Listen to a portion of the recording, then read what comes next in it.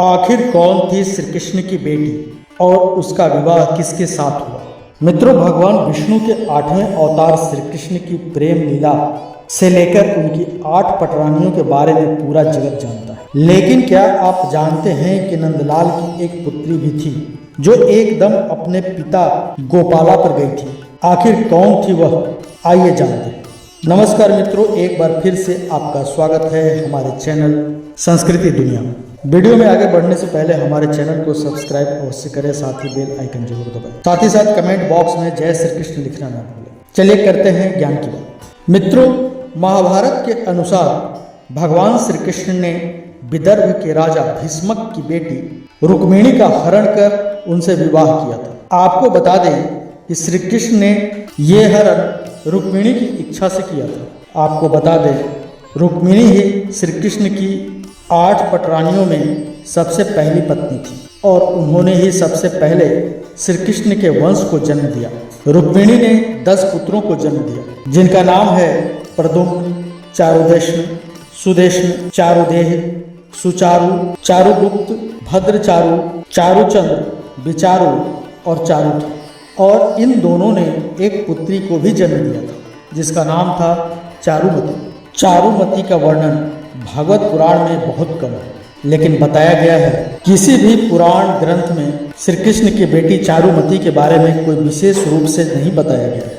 लेकिन यह जरूर बताया गया है कि महाभारत का युद्ध खत्म होने के बाद कृतवर्मा दोबारा पांडवों से मिल गए थे और उनके बेटे बलि से चारुमती का विवाह कराया गया था। लेकिन इस बारे में भी कहीं भी पूर्ण रूप से कुछ स्पष्ट नहीं किया गया है। मित्रों, भगवान श्री कृष्ण को प्रत्येक रानी से 10-10 पुत्र उत्पन्न हुए। वो सभी पुत्र रूप, बल और गुणों में अपने पिता के समान ही थे। रुक्मिणी के अलावा भगवान श्री कृष्ण की जो 7 पटरानियां थीं, उनका नाम सत्यभामा, जाम्बवती, सत्या, कालिंदी, लक्ष्मणा, मित्रविंदा और भद्रा था। इन सभी से भगवान श्री कृष्ण के 10-10 पुत्र हुए। मित्रों, महाभारत काल के कई हिस्सों से अक्सर हम रूबरू हुआ करते हैं। इसमें हमें धर्म अधर्म के बीच के अंतर को समझाया गया है। क्या आपको पता है कि भगवान श्री कृष्ण की 8 पटरानियों में से एक जाम्बवती के पुत्र को दुर्योधन की बेटी से प्रेम हो गया था? पौराणिक मान्यताओं में भगवान श्री कृष्ण की 8 पत्नियों का जिक्र मिलता है, जिनमें से एक का नाम जाम्बवंती था। जाम्बवंती ऋक्षराज जाम्बवंत की पुत्री थी। उसके पुत्र का नाम सांब था। वहीं दुर्योधन की पत्नी भानुमति ने 2 संतानों को जन्म दिया था। पुत्र का नाम लक्ष्मण और पुत्री का नाम लक्ष्मणा था।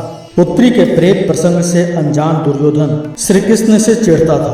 इसके पीछे का कारण यह था कि महाभारत युद्ध में कृष्ण ने पांडवों का साथ दिया था। वह अर्जुन के सारथी बनकर युद्ध के मैदान में उतरे और पांडवों को समय समय पर उचित ज्ञान देकर कौरवों के खिलाफ जीत दर्ज करने में अहम भूमिका निभाई थी। दूसरी ओर सांब और लक्ष्मणा एक दूसरे से विवाह करना चाहती थी। जब दुर्योधन को इस बात का पता चला तो वह क्रोधित हो गया और किसी भी स्थिति में अपनी बेटी का हाथ श्री कृष्ण के बेटे के हाथ में नहीं देना चाहता था। जैसे ही अपनी बेटी के प्रेम प्रसंग के बारे में दुर्योधन को खबर मिली, उसने आनन फानन में अपनी बेटी लक्ष्मणा का स्वयंवर आयोजित कर दिया। स्वयंवर में दुर्योधन ने किसी भी यदुवंशी को आमंत्रित नहीं किया, जिसके चलते सांब स्वयंवर में नहीं आ सकता था। वहीं दूसरी तरफ स्वयंवर में नहीं बुलाए जाने के चलते अपने प्रेम की खातिर उसने लक्ष्मणा को भगाने की सोची। स्वयंवर के दौरान सांब दुर्योधन के महल में पहुंच गया और भरी सभा में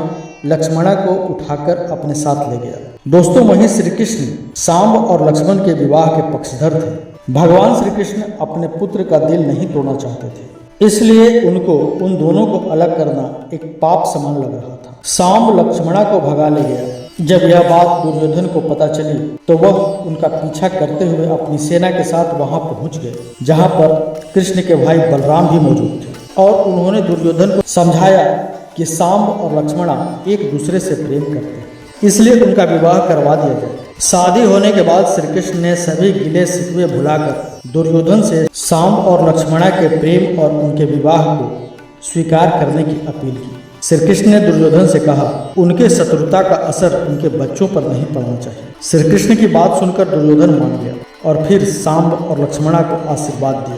तो मित्रों, आपने देखा कि कौन थी भगवान श्री कृष्ण की बेटी और उसका विवाह किसके साथ हुआ था। इसके साथ ही आपने भगवान श्री कृष्ण के बाकी बच्चों के बारे में भी जाना। अगर आपको इनमें से पहले से ही किसी बात की जानकारी थी तो कमेंट बॉक्स में जरूर बताएं।